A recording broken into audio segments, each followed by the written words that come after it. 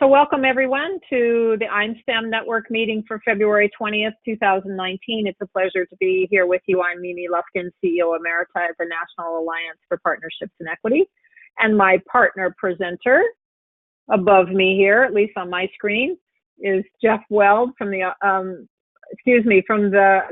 Iowa Governor's STEM Advisory Council and the White House Office of Science and Technology Policy. I'll tell you more about Jeff a little bit later. I wanted to take this opportunity to introduce you all a little bit to the I'm STEM project and to the network, and to thank all of you that are joining us today for your engagement in this collective impact effort in trying to build a broadening participation alliance for CTE and STEM across 6 states. Colorado, Idaho, Nevada, New Mexico, Utah, and Wyoming are the participating states in this particular NSF-funded project that the National Alliance for Partnerships and Equity is serving as the backbone for the building of this particular network.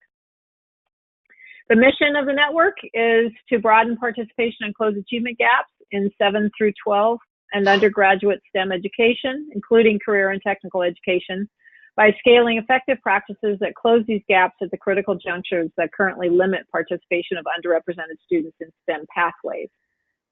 The structure of the network includes a management team. We have a steering committee that meets on a monthly basis. And we have formed a series of work groups, which I'll talk a little bit more about in just a minute, to help initiate all of our activities. Today's network meeting is part of the communication and resource sharing and outreach and growth work groups. Those 2 work groups work together on the building of the network meetings that we have on a quarterly basis. And the state network includes all of you that are involved in today's network meeting, as well as lots of other folks who couldn't join us today. And that's why we record the meeting, so that we'll have an opportunity to share this information with others in the future. These are the sort of the 6 bullet points about the things that we do. We're really about trying to foster new partnerships across both across the 6 states and within the states with organizations who may or may not have had the opportunity to collaborate before, and supporting and growing this network through a variety of methods. We have a monthly newsletter that all of you should be receiving, as well as these network meetings. And then the outcomes from the work groups will be shared with the network. And we have a lot of deliverables that are coming to fruition in the next couple of months, so please watch for those. We are in the process of developing an asset map, or working on developing asset maps in the states that currently don't have them, looking at effective programs that are working on engaging underrepresented students in both STEM and CTE fields. We want to identify, share, and scale best practices. Many of our past network meetings have been focused on this. And today's network meeting is focused on policy. So we'll be looking specifically at federal policy and around both the National STEM Strategic Plan, as well as the reauthorization of the Perkins Act, which has significant language in it related to increasing the participation of students in non-traditional CTE programs, specifically STEM-related programs of study. The work groups include these 5 areas. So 1 on metrics, data collection, and reporting. We have a work group focused on communications and resource sharing. 1 that's focused on the asset map building activities that we've been doing across the 6 states. Another work group that's looking at effective practice scaling and in the process of developing a rubric for evaluating STEM and CTE programs based from an equity perspective. And then we also have a work group that's monitoring the implementation of NAEP's professional development programs in the 6 states. If you're interested in serving on any of these work groups or learning more about them, please go to napequity.org/IMSTEM, and there's a sign-up sheet or sign-up form at the bottom of that particular page. Has lots of information about the network there as well. So that being said, it's my pleasure to introduce to you today Jeff Weld, who's the Executive Director of for the Iowa Governor's STEM Advisory Council, a post that he's occupied since 2011. Additionally, Jeff serves as STEM education policy consultant for the White House Office of Science and Technology Policy After completing a one-year appointment, they are to lead the production of America's Strategic Plan for STEM Education, published in late 2018. He is on extended leave from a faculty position in the Department of Biology at the University of Northern Iowa. I'm going to pass the baton to Jeff. Well, thank you, Mimi, and hello, everybody. I'm imposing a timer upon myself to make sure that I limit my remarks to 30 minutes. It's an honor to be able to tell you all about this strategic plan, mostly because I'm so curious about your reactions to it. And I'm going to divide this 30 minutes approximately into 50-50 process and content, because I think you'll find both of them instrumental. It's interesting to think about this opportunity here because you're the first group of so-called outsiders outside of I-495, that is, to engage with me on a presentation about this thing. So the spring is peppered, dotted with dissemination activities, but you're my test market, you're my pilot, you're my prototype on what constitutes this plan. And so I look forward to everybody's feedback as to whether it resonates with you and the content's distributed appropriately and all of that stuff. So as Mimi mentioned, I spent 2018 leading the development of this strategic plan. I don't know if you know this. Let me grab the 2013 plan. It's pertinent. It looks like this.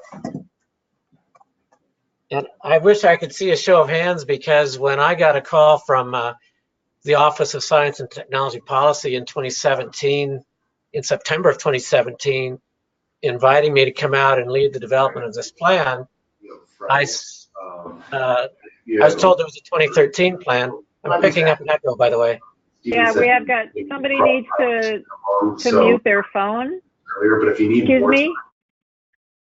I don't know who that is. Let's see if we found him. Okay. We found him. So I asked, as you might have asked, was there such a thing as a 2013 plan? And there was, in fact. So Mimi, next slide tells that story that the America Competes Reauthorization Act of 2010 requires a federal interagency committee on STEM, led by, as you can imagine, the 12 agencies that you would be familiar with: NASA and NSF and EPA and NOAA and USGS and Department of Education and Defense and so on, the entities that would likely be associated with STEM. And they were charged at that time with developing an interagency strategic plan, and that was debuted in 2013. It's a 5-year plan by statute, and it expired in 2018. So this administration obviously found themselves in a situation compelled by law to make sure that they updated that 2013 plan, and hence I got a call to come out and join the team to lead the effort. It was conducted, as the slide indicates there, over the course of 1 year. That was a Herculean undertaking, but it was only possible because of a couple hundred people that I hope I get the credit before this 30 minutes is up, who saw to it that this thing was carried through from start to finish. So it debuted actually just over 9 weeks ago. So it's still a very fresh baby, yet to be a toddler, yet to begin implementation. And I'll go into a little bit of the federal implementation tactics that are associated with it, as well as some of the tactics that I know to be going on across the country in terms of implementing this new STEM plan. But let's go to the next slide, Mimi, and I'll get into process. The process, in my mind, encompasses these 3 steps. One is an intake from the STEM education community writ large as to what should be in a 5-year STEM education strategic plan. I'd heard rumor that that first plan had been very internal, and certainly its production was very internal. It was very quiet for those of us out across the nation leading STEM programming. We didn't know about it. We wish we would have, might have saved some overlap and redundancy and reinvention of wheels, but it's also very quietly written by apparently a highly qualified but small group of federal experts. And so in this case, when I came out, I asked if they would mind if we just did a massive intake, and they approved of that. So that was task 1. Task 2, of course, was the actual development after following that intake. And task 3 is ongoing right now, the implementation. So let's proceed, Mimi, and start with intake. I have listed here, I don't expect you to see all this. It's really to drive home a point that from December the 11th of 2017 through the spring of 2018 into the summer of 18, myself and a small team from the Office of Science and Technology Policy hosted hundreds of meetings. There's approximately 211 here. And I am able to say with great pride that no single request for an appointment over that entire year was ever denied. And in fact, it became a great honor and thrill to have folks approaching me from the After School Alliance or the Society of Women Engineers or corporate representatives from Oracle or the president of Washington State University. On and on it went. Multiple times per day, folks would enter the grounds there at the Eisenhower building adjacent to the White House. And I would do two things with each of those meetings. I would ask what they felt about the 2013 plan that should be sustained. And my more important question was, what do they feel should be included in a new 5-year strategic plan, particularly one that's going to be outward facing, unlike its predecessor. And just one quick note about this array of meetings. Everything to your right are organizations, executive directors, leadership teams from the National Association of Manufacturers, the American Chemical Society, the Boys and Girls Club, YMCA USA. But as you migrate to the left, it tends toward more the business leadership community, STEMX, STEM Connector, and so on. And then further over, federal agencies. I also jaunted across DC to do the same intake and dialogue with all of the agencies that have STEM education priorities. And you'll note across the bottom several White House initiatives having to do with African American, Hispanic, Latino, Latina American, and Asian Pacific Islander initiatives. And certainly there's a lot of intake and offering of opinion from all of those groups. And I literally have a box of legal pads, thank you, Mimi, that have accumulated from all that input. But let's go to the next slide. This is just a quick picture of one such meeting. It is a image of the Broadcom Masters, the so-called brightest kids in America at the middle school level. These are the 30 finalists from the Broadcom Masters national competition that involves 80,000 middle schoolers. Well, these kids showed up at the Eisenhower building, and I spent 90 minutes with them asking about what they would like to see happen in STEM education in the future. So that's one example of the hundreds of meetings that took place. And here we go to another opportunity accorded with that post. And I asked whether we could convene state leaders at a White House convening with federal leaders. It struck me, as it probably strikes a lot of you, that states and feds hadn't had enough dialogue in that first iteration in 2013. In fact, there was none. And so another condition I'd put on my arrival out there was, would they permit a summit that drew members leadership from the states? And they said, absolutely. I'm so pleased and proud to say that all 50 states sent leaders. This was an invitation channeled to governors, asking each of them to send us an education leader, a business leader, and a policy leader. Almost all of them sent us that triad. Some we had to coax a little bit. We also had several tribes represented and 5 territories. So this was a 2-day event, unprecedented, extracted from those folks a lot of wisdom back in June about what they would want to see in a federal STEM plan. So let's go to the next slide, Mimi, and I think this is intake task number 3. You'll recognize some of these names. The last law signed by President Obama in January of 2017, I'm told, is the American Innovation and Competitiveness Act, the build-on to the America Competes Act.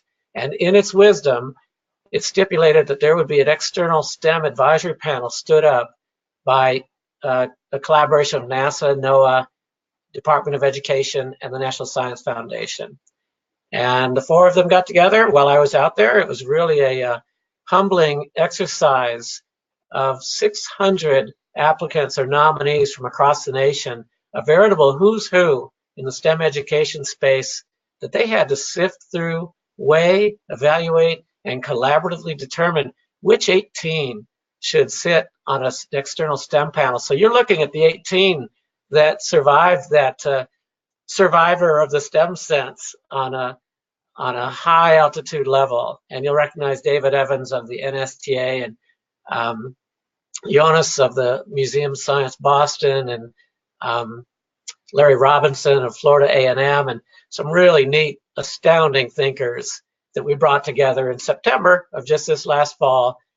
And they took a look at a relatively maturing STEM draft at that stage, and they were priceless in their feedback of the direction we were taking. So all that sets the stage for developing the plan, which I think is the next slide, Mimi. This was then the writing task, and there's I mentioned the Interagency Committee on STEM that was stood up by the America Competes Act. The Committee on STEM are directors and secretaries of agencies. Beneath them is an implementing committee called the Federal Coordination of STEM Committee. And I went to that committee last summer and said, we're going to need some writers. We've got the bones of a plan emerging from all this intake. Who can you serve up as a writer? And nod to these 40 people who stepped up to sequester ourselves almost literally from June to early September. No outside intake, no outside influence, totally dove into the notes from all those intakes and began the research and the generation of content that would make up a federal STEM plan. These people skipped vacations.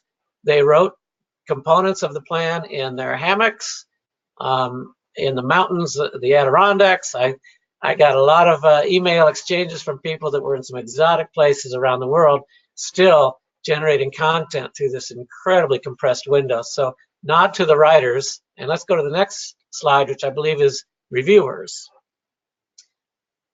In this case, we would generate content, and like any process you've been a part of, we would float our emergent drafts to the decision makers. And the decision makers are principally these folks on the left and the right. Left-hand side is the Committee on STEM, the high altitude members. These are mostly assistant secretaries and directors from agencies who had to apply. There's some leaders too. Obviously, Franz Cordova of the National Science Foundation, Jim Bridenstine, the administrator of NASA, and Michael Kratsios at the Office of Science and Technology Policy.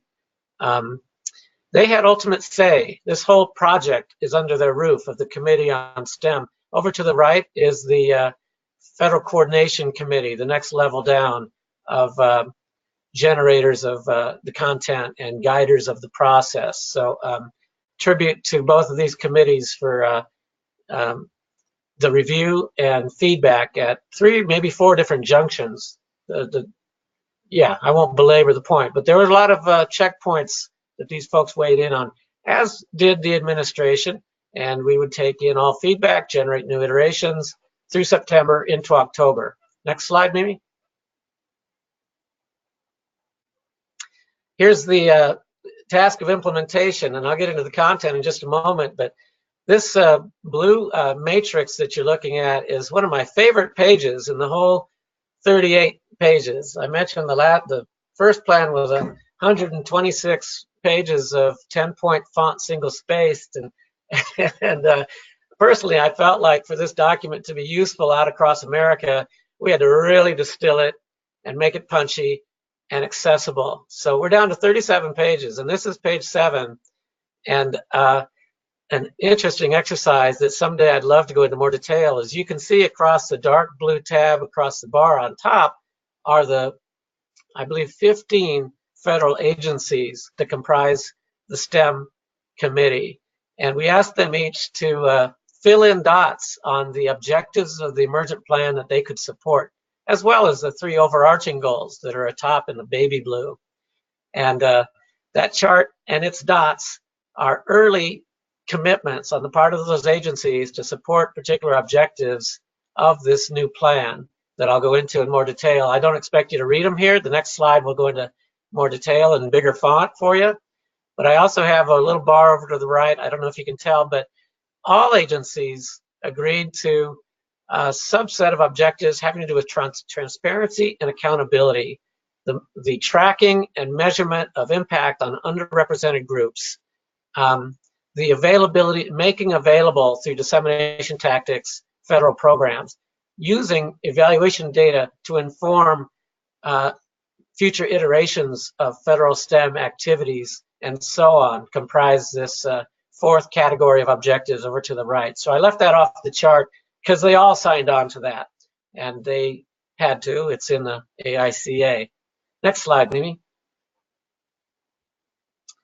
Cognizant of my time, I'm about 2/3 of the way here. This is a blow up of those objectives as well as the goals. I can't tell you how proud and delighted I was to lead a project where everybody involved embraced those top 3 goals, that STEM literacy continues to be a priority across America. I had a couple of folks say to me, well, aren't we beyond that? And shouldn't we move past literacy? And I thought, oh, wouldn't that be nice? Bless your heart, as they say in the South. That would be really nice if we were universally STEM literate, but clearly we're not. The vaccine movement and the Flat Earth Society, we still got our work cut out for us.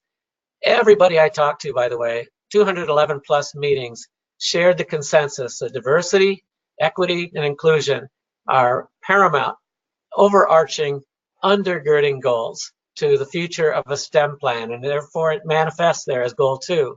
And the third goal won't surprise anybody here. We're all in this business to prepare tomorrow's workforce of today's learners. So the charge was, let's weave those 3 goals into every piece of content so that they're supported universally.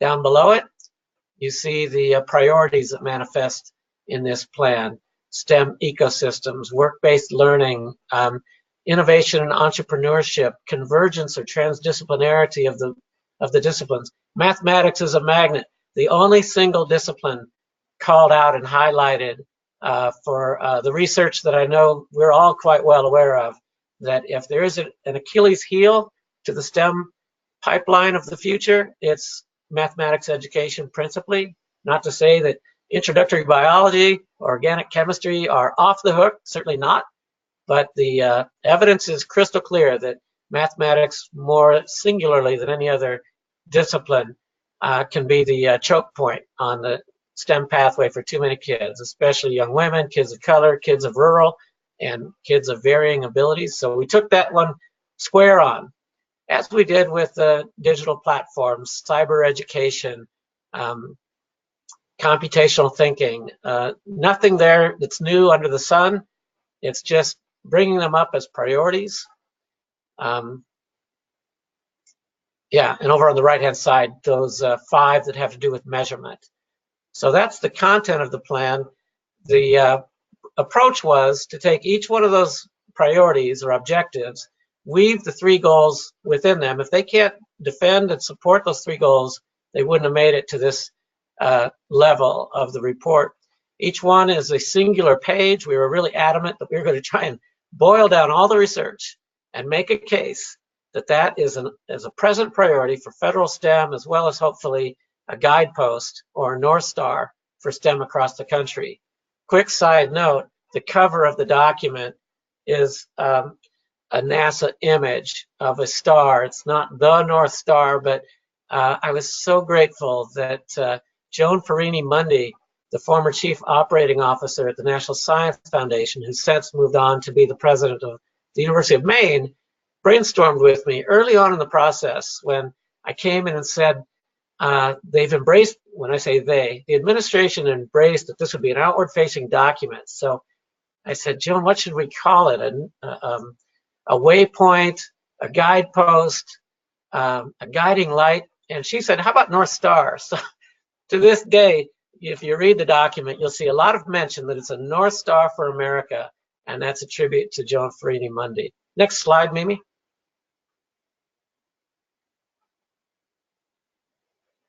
A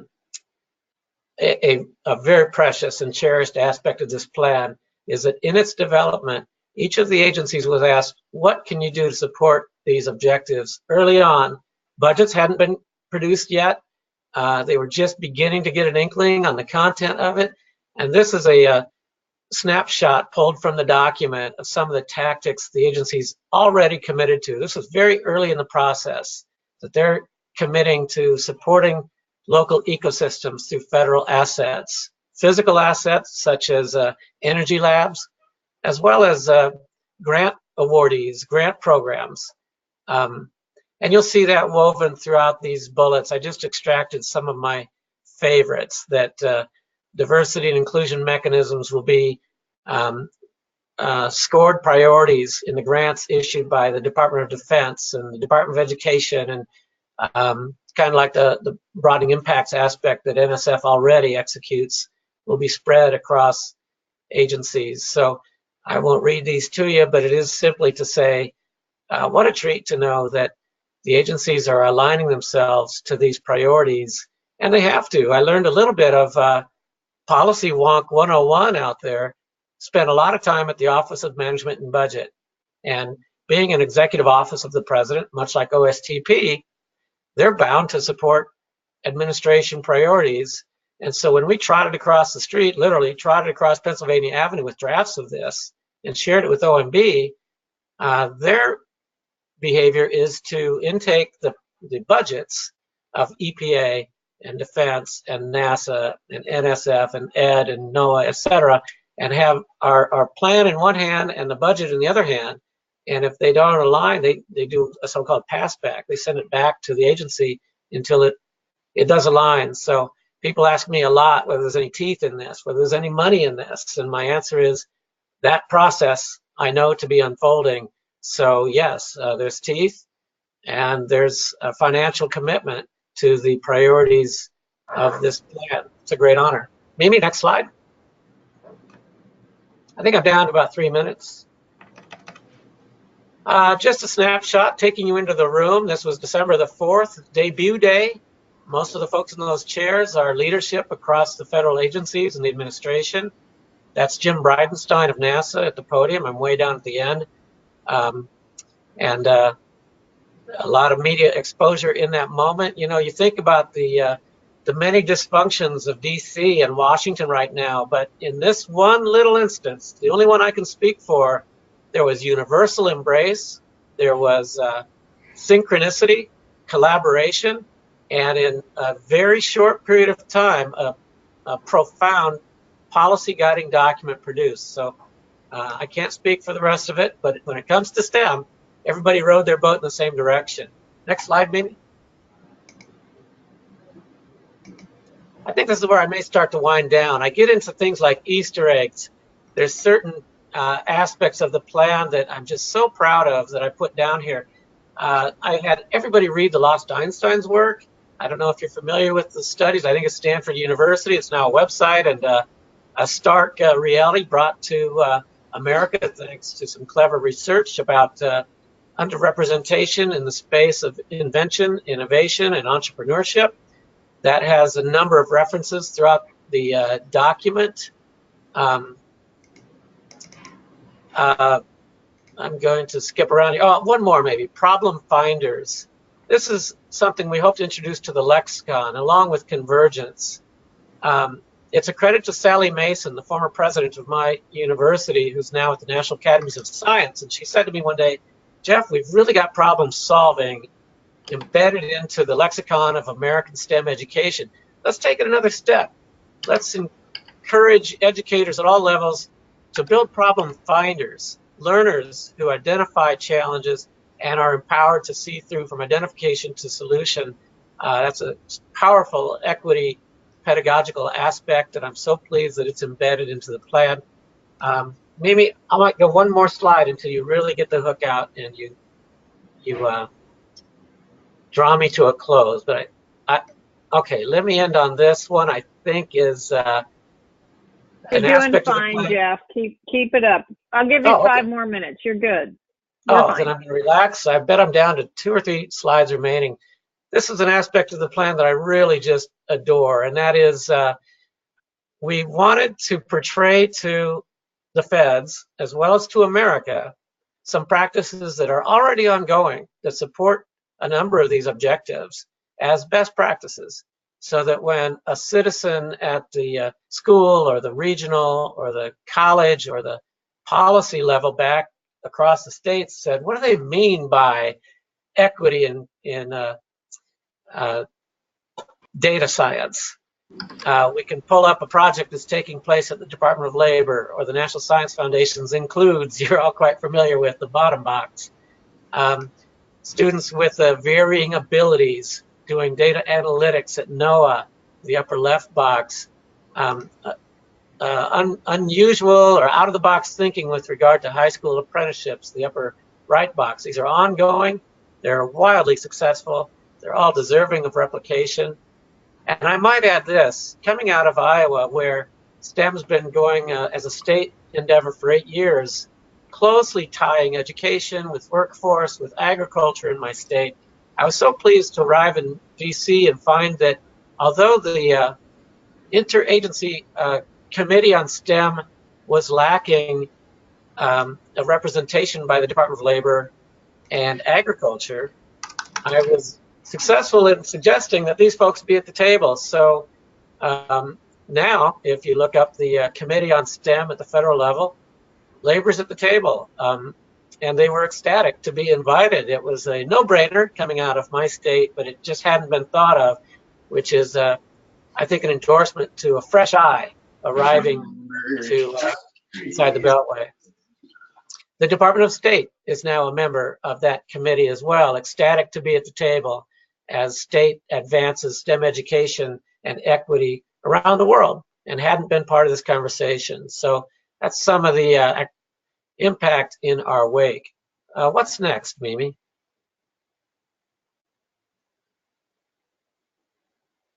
I think this is it, beyond the Beltway. This is really my task now. Mimi mentioned that I maintain a association, a quarter-time actually role, consulting the Office of Science and Technology Policy today, and doing it mostly from Iowa. My charge has been to see where this goes outside of DC. So I'm trying to stay in close touch with leaders across the agency list that you saw on slide 3, as well as some business leaders that had made their way to the Capitol over that year, states that we'd invited out. And so I'm prepping a briefing. I'll be back in DC next week, and I'm going to brief leadership on what I see happening. I want to put NAEP in and IM networks in here too as entities across our nation that are looking at the plan and maybe seeing how activities may integrate and be complemented. Obviously, the best inside info I can give anybody is the knowledge that at the end of each of those pages, the feds are committing to channel grant funding in areas that prioritize aspects and objectives of this plan. So I have no doubt that we'll all be collaborating someday on grants that really drive ecosystems or really support math with context or embedding of the computational thinking or the convergence of the disciplines, et cetera, et cetera. But I could tell you what each of these orgs is doing, but that's probably not a good use of your time, except to say each one of those organizations is at least disseminating the plan to members for awareness, and at most realigning their own internal organizational priorities in this direction. Exactly what we would all have hoped is that it's a document by the STEM community for the STEM community. So it's not as if DC is dictating anything. It's a reflection of the voices of the stakeholders, which hopefully makes it palatable and instantly adoptable. States that I'm familiar with that are running with it, of course, include my own. They've been very gracious to allow me to barge back into the room with this document under my arm to say, let's look at what we can do better in terms of some of the objectives of this plan. And some of the businesses that I've been relating with that are looking at how they might contribute to some of the objectives of it are listed over there. And that's scratching the surface. That's the ones that actually replied to my email yesterday. There's probably a lot more going on that I've got to study and keep my thumb to the pulse of the national STEM community to know more about what's going on there. But that is the long and short of the federal STEM plan, America's Strategy for STEM Education. In fact, if you Google, oh, thanks for sending the link, Mimi. No point in having to coach you on Googling it, but looking forward to where it goes. By this summer, the federal agencies are charged with producing implementation plans of their own. I don't know if the plans will be public, but I'm really going to push that at least digests of the plans of each agency be made public, so we, the stakeholders, the citizens of the states, can be privy to where the agencies are taking this plan. So a great honor, great privilege. Mimi, Kathleen, thanks so much for the opportunity to share it, and I'm very eager for any feedback. And Mimi, if we have time, I'd be happy to take Q&A, but I understand if you need to press on. So I have a question that actually incorporates one that came from the audience, and that is, well, first of all, let me say that I will encourage you to add us to the organizations advancing now on your slide. So now that we've promoted the plan out there, and we certainly will also continue to use it as a North Star in considering our work, and very excited about the fact that the issue of equity in STEM is central to the plan's guidance. So that's our world, which we live in, and you know that. You've been involved with NAEP for a long time. One thing I didn't mention about Jeff is a former board member of the National Alliance for Partnerships and Equity Education Foundation, and served for many years in that role before he went to the White House and had to recuse himself from all of those relationships. And we're looking forward to you returning when you have an opportunity to do that. Thank you. Yeah, the question I have is, now that the plan is in place, how do we continue to be involved in the iterations of this as it moves forward? You mentioned something about the federal agencies were going to be developing their own sort of operational guidance around this. Are there ways that the network should be communicating? Any advice you have about how we might stay involved? Oh, lots of ideas. I think just a matter of insight is that there was no precedent for this outward-looking North Star version, and when we championed and succeeded in creating this dual focus for this one, a guidance of federal activity as well as a North Star for the nation, nobody was quite sure how to enliven it out across the nation except to show up at conferences and conduct webinars and hope everybody finds something to like and align with in it. There's no teeth in any of the national impression that's hoping to be made. There's no new dollars, as we can all imagine, to help support national activities beyond what the feds are going to do to reconfigure their own portfolios. So at this moment, it's a really bare bones me that has a database of leaders like you that I will periodically communicate with as implementation unfolds at the federal level. And there's likely to be another convening, federal state STEM convening sometime maybe this coming summer. There's likely to be a national webinar along the lines of this one sometime this spring, all of which I'm both excited and really scared to say appears to be riding on my shoulders right now. But we have a new director at the OSTP, Kelvin Drogmeyer. If you haven't known of Kelvin yet, you're going to love this guy. I'm just smitten by this meteorologist, this professor from the University of Oklahoma, who just got Senate confirmation almost 2 years plus into the administration. We now have a director at OSTP. We're all kind of flying blind there for a while. STEM was doing great, but Kelvin's in place, and I'm meeting with Dr. Drogmeyer next week, and I'm going to ask this very question, Mimi. How can we continue to engage, connect, and inform and be informed by the states who are taking this and running with it? He's very keen on and very interested in that question, so I'll circle back. All right, well, we'll continue to promote at least through the 6 states that we're working in on this project, and certainly through our larger network through NAEP. There's one other question. Is adult learning retraining part of this plan? I know you mentioned the Department of Labor is now involved in the steering, I can't remember exactly the coordinating council, I think you named it, but because I think we often think about STEM education so much in the space of the more of the formal education pipeline, and don't think about people who are involved in the workforce systems or other ancillary education, lifelong learning opportunities. So Yeah. was there discussion about that? Oh, yeah. Yeah, you'll find in the content of the plan a lot of reference to reskilling, upskilling, retraining, adult learners, cradle to career and beyond, lifelong learning reference, an expectation that this isn't a K-12 plan, it isn't an undergraduate or graduate school plan, it's a lifelong plan. The first one fell under criticism for being very focused on undergraduate and graduate school. If you read it, it was typically 2013 when STEM was all about let's make more engineers and computer programmers and physicians and researchers, and the pendulum has swung, as we all know, strongly toward a skilled technical workforce, and the plan reflects that, and the retraining of professionals that enter the skilled technical workforce through side doors is a big part of the narrative. Mm-hmm. Great. Well, Jeff, thank you very, very much. I appreciate the time you've spent with us, and I hope you'll stay on until we have about another 15 minutes or so of the program today, and hang in with us in case another question pops up, okay? You bet. I'd be delighted. Okay.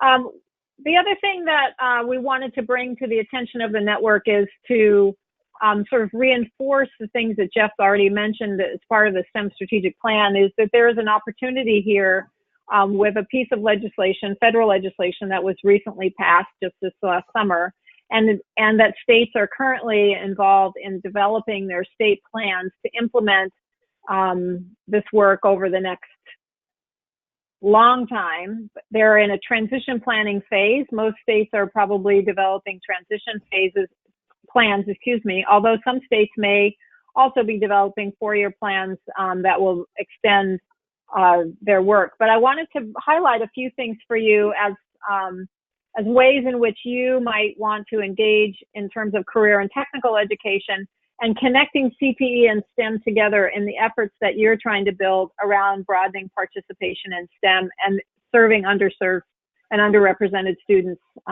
in STEM and CTE pathways that support STEM programs of study.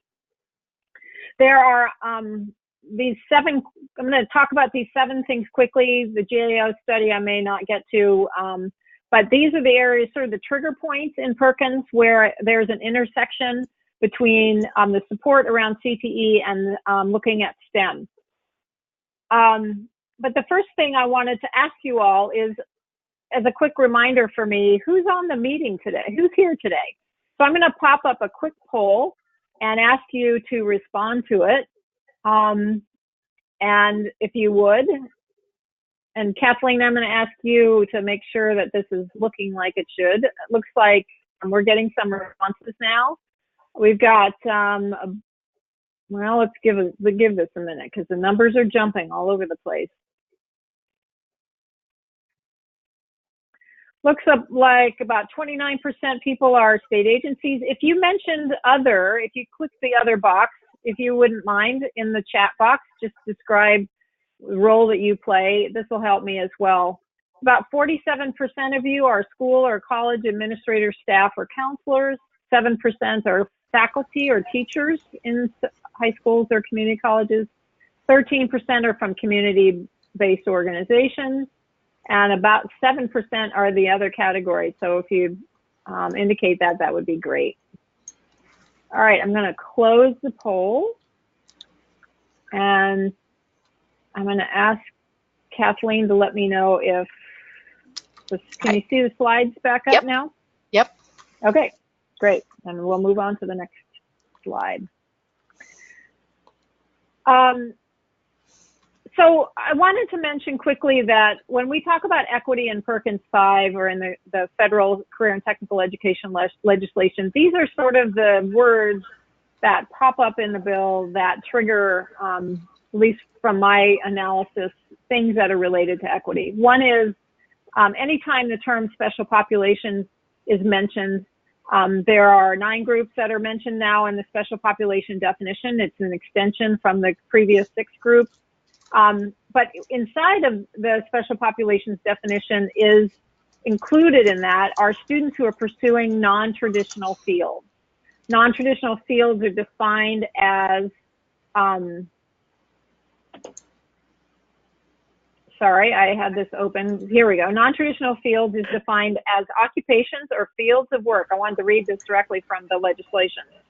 Occupations or fields of work such as careers in computer science, technology, and other current and emerging high-skill occupations for which individuals from one gender comprise less than 25% of the individuals employed in each such occupation or field of work. Now that's a mouthful, but basically, in the work that we're doing here, students who are pursuing non-traditional fields in STEM, primarily because this is a gender-based definition, are women. Certainly there's also provisions in the law that support diversity in STEM, so looking at students of color, students with disabilities, low-income students, English language learners, students whose parents are in the military, et cetera. The special populations, all the 9 groups of the special populations are also targeted groups. Anytime the language around high skill, high wage, and demand shows up, to me, that's a flag that says STEM. Those are STEM occupations. There's a requirement for a gap analysis to be done at the local and the state level. I am getting an echo. Is anybody else hearing that? No. Okay, well then good. There's a requirement to do a needs assessment. So all local educational agencies are required to actually identify. Kathleen, I think it's you. Can you mute your phone, your audio? Okay. Much better. The needs assessment is a requirement for all LEAs and states to do an analysis of the gaps in performance on the accountability measures, which we'll talk about in just a second, for Perkins, but also to look at enrollment patterns and other things around the issues of access and equity. So again, when we're talking about career and technical education programs that are supporting STEM career fields, the engagement of underrepresented students in those is part of this needs assessment. And when those gaps are identified, which many of you experience on a daily basis, you know that this is existing in your programs. This is a place where resources need to be targeted and funneled in career and technical education to close those gaps. So all of these things are throughout the legislation: the disaggregation of data, the inclusion of disaggregated performance measures, and the accountability system also includes a measure specifically around increasing the concentration. This means students who are engaging in STEM pathways, increasing the percentage of students who are underrepresented in those programs. So especially women and girls, in addition to looking at other underrepresented groups.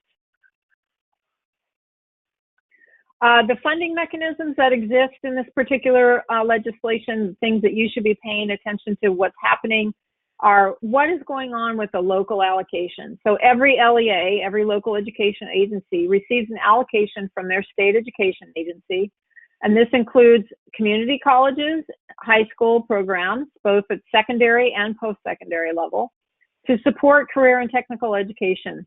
And so if you're not involved in developing your local application, you need to be.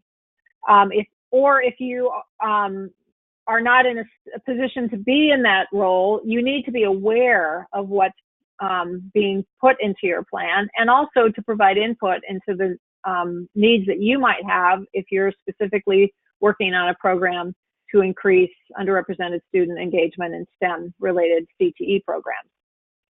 There's also a trigger that states can take a portion of their state leadership funds.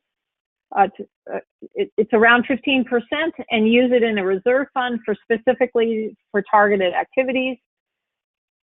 Easily a state could reserve dollars specifically to fund STEM-related CTE programs to increase underrepresented student engagement in those programs as a priority under the reserve fund. This is a decision that's made at the state level. So again, talk to your state agency folks, engage in the state planning process, advocate for these kinds of initiatives.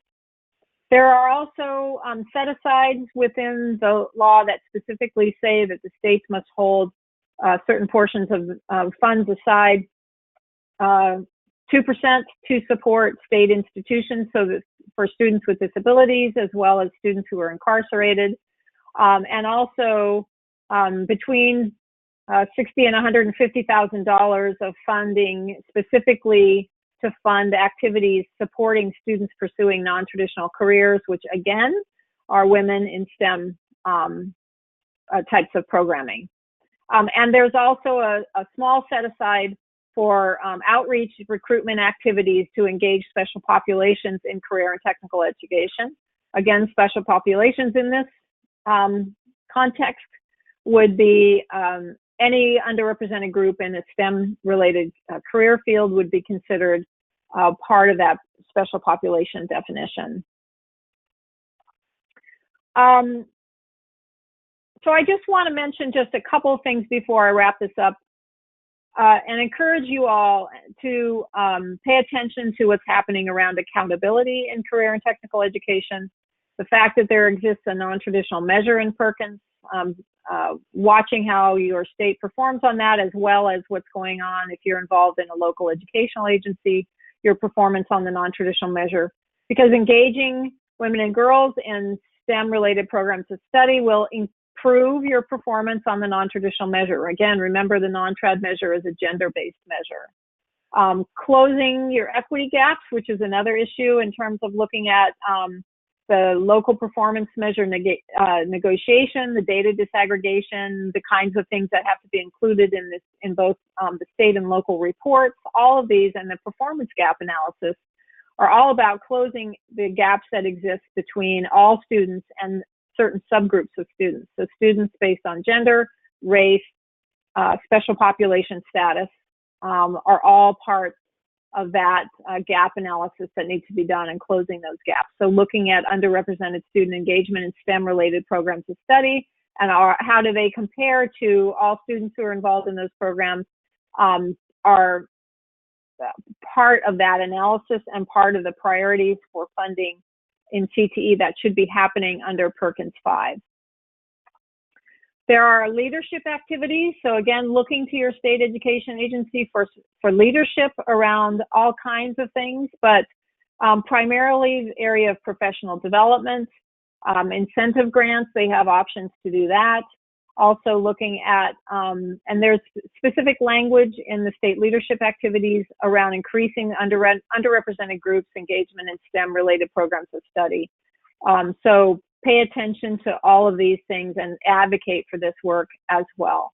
I want to remind you that, and Kathleen just stuck a note to all of us in the chat box, that if you go to the materials section on your control panel, there is a document that you can download that has all of these provisions that I'm talking about pulled out and described in a handout. The last slide I'm going to share with you also will give you information about materials that are available on our website. I'd like to ask you, if you would, at this point, to take a minute and put in the chat box the names of organizations in your state that are working on state programs and policies. So when I think about organizations like the Utah STEM Action Center in Utah would be one. And of course, we're very familiar with them. The Idaho STEM Action Center in Idaho might be another one. The Colorado Education Initiative in Colorado would be another organization. The University of New Mexico EPSCoR program, or Explora in New Mexico, that's involved with the STEM ecosystem work. Those are both organizations in New Mexico that are doing this kind of work. Certainly your state education agencies, your community college chancellor's offices or regents organizations, those are also agencies that are critically important. But what we're interested in sort of gathering from you at the tail end of this presentation is, are there organizations working on STEM policy and STEM program development from a statewide perspective that we need to engage in this effort? And whether or not we already have them on our list is not important. What's important is that you've brainstormed with us a little bit about who some of those organizations might be. So if you could do that for us now, just go to the chat box and put in the names of some of these groups that you've been working with that you would encourage us to reach out to and engage with. And while you're doing that, I'm just going to mention one more time information about the local application. So as you're moving forward in your work, again, pay attention to what's going on locally for you. There are requirements in the local applications to include activities around outreach to special populations. And again, remember, special populations include students pursuing careers that are non-traditional for their gender, which means engaging women and girls in STEM programs of study through career and technical education. And of course, the comprehensive needs assessment, again, looks at closing gaps for special populations, and also, which includes gender, race, and each of the special population groups, so students with disabilities, low-income students, English language learners, single parents, individuals who've been out of the workforce for an extended period of time, students whose parents are active in the military, students who are in the foster care system, migrant students. There's a significant list of individuals in that group. And so pay attention to that, and the local application should address performance gaps that are identified as part of this comprehensive needs assessment. So I encourage you to keep that in mind as you're involved in your own planning locally for CTE, but also I want to encourage you to engage with the state education agency that's leading the development of your state plan, and that should be happening as we speak. There are requirements under the local uses of funds in Perkins for career exploration in the middle grades. This is new. So think about how you might inspire students in STEM from middle school onward. It's one of the best practices we've been highlighting in some of our network meetings. There's an opportunity to use funds for professional development, to support programming for underrepresented students in STEM, support services, tutoring, childcare, transportation, materials and books, and tuition support, etc. And of course, evaluation of activities and needs assessments are also part of those priorities too. So here's my last question to you. I'm going to pop up a quick poll. We'll do this in 2 minutes, and we'll see what we can learn. I'm curious whether or not any of you have worked with organizations who offer non-traditional CTE STEM exploratory programs for middle school students, such as programs specifically for girls in STEM.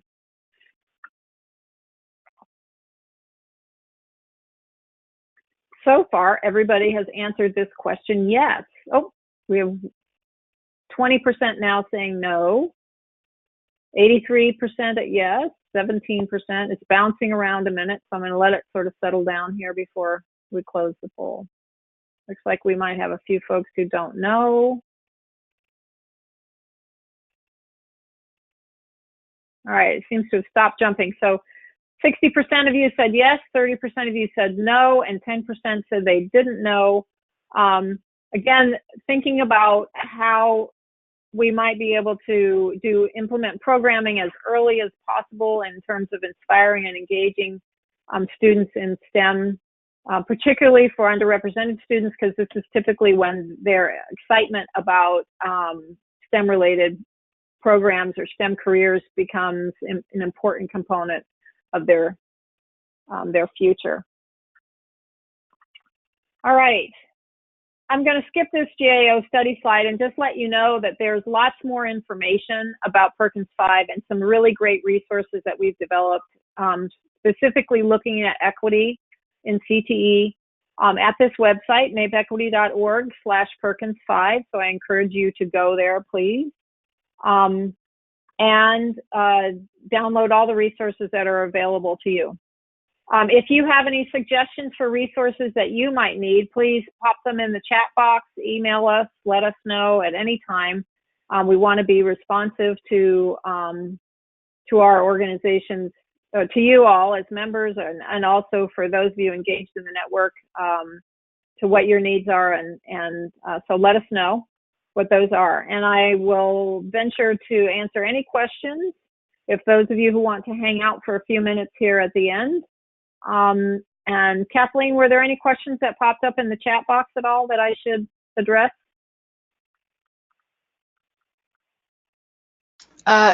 Not really. Okay. All right. Well, again, I'll just say that I hope that all of you will take advantage of the fact that we clearly have been one of the first places where the National STEM Strategic Plan has been released to the field. So there is, in the materials section of your control panel, a copy of the National Strategic Plan. You can also, of course, just Google it online and find it. It's out on the web. It was released back in December. And I want to thank Jeff Weld again for joining me today and sharing about national policy related to STEM education. And it's been a pleasure talking with you all and sharing things about career and technical education and the policy priorities that affect underrepresented students' engagement in STEM-related programs of study, and wish you the best of luck in all of your work. And please reach out to us if there's anything that we can do to support your efforts as we continue to support the I'm STEM network.